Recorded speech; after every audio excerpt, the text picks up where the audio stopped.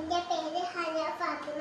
ഞാൻ ഇന്നിവിടെ ഉണ്ടാക്കാൻ പോകുന്നത് അവില് നനച്ചത്. അതിനാവശ്യമുള്ള സാധനങ്ങൾ: അവില്, തേങ്ങ ചിരവിയത്,